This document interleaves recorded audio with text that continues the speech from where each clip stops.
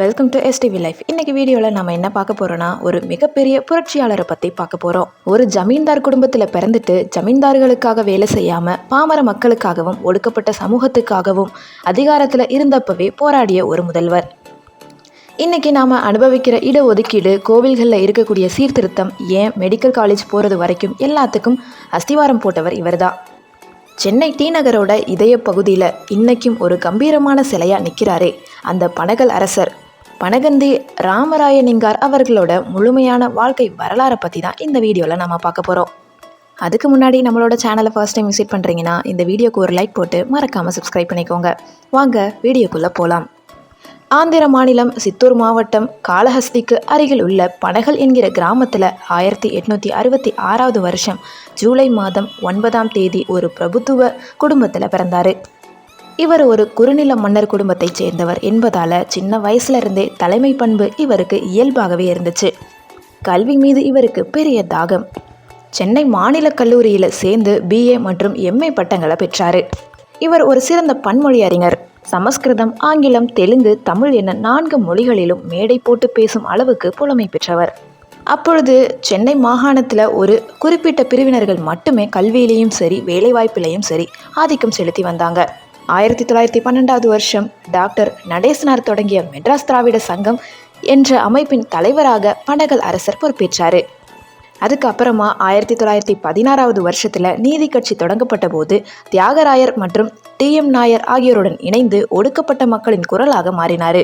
1921 வருஷத்தில் நீதி கட்சி ஆட்சியை பிடிச்ச போது சென்னை மாகாணத்தின் 2வது முதலமைச்சராக பொறுப்பேற்றார்.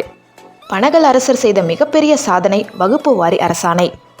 1921 மற்றும் 1922 வருஷத்தில் இவர் கொண்டு வந்த இந்த சட்டம் தான் அரசு வேலைகளில் பிராமணர் அல்லாதவர்களுக்குமே தாழ்த்தப்பட்டவர்களுக்குமே இடஒதுக்கீடு வழங்க வழிவகுத்துச்சு.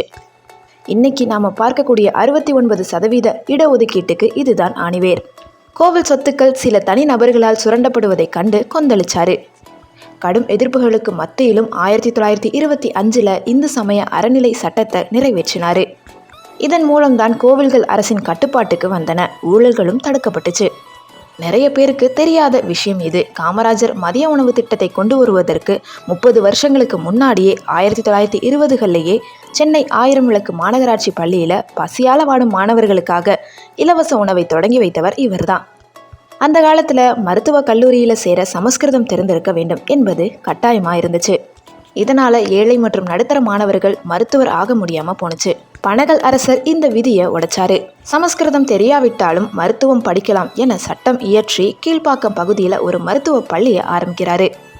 அதுதான் பின்னாளில் சென்னை கீழ்ப்பாக்கம் மருத்துவக் கல்லூரியாக உருவெடுத்துச்சு. இன்றைய சென்னையின் பரபரப்பான டி நகர் ஒரு காலத்தில் ஏரியாக இருந்துச்சு. அந்த பகுதியை தூர்வாரி நிலத்தை மேம்படுத்தி ஒரு நவீன குடியிருப்பு பகுதியை உருவாக்கியவர் இவர்தான். அவருக்கு மரியாதை செய்யும் விதமாகத்தான் அந்த நகரின் மையத்தில் இருக்கும் பூங்காவுக்கு பனகல் பார்க் என்று பெயர் வச்சிருக்காங்க. சுமார் 5 ஆண்டுகள் முதலமைச்சராக இருந்த இவர் பதவி போன பிறகும் கூட மக்களுக்காகவே உழைச்சாரு. 1928 வருஷம் டிசம்பர் மாதம் 16 அவர் இயற்கை எய்தினார். தமிழக அரசியல் வரலாற்றில் இடஒதுக்கீடு என்ற வார்த்தை இருக்கும் வரை பனகல் அரசரின் பெயரும் நிலைத்திருக்கும். ஒரு ராஜாவாக பிறந்து மக்களின் சேவகனாக மறைந்த அந்த மாமனிதருக்கு இந்த வீடியோ ஒரு சின்ன காணிக்கை. இந்த வீடியோ உங்களுக்கு பிடிச்சிருந்துச்சுன்னா லைக் பண்ணுங்கள், கமெண்ட் பண்ணுங்கள், ஷேர் பண்ணுங்கள். சப்ஸ்கிரைப் பண்ணாமல் பார்த்துக்கிட்டு இருந்தீங்கன்னா ப்ளீஸ் சப்ஸ்கிரைப் பண்ணிக்கோங்க. தேங்க்யூ ஸோ மச் ஃபார் வாட்சிங்.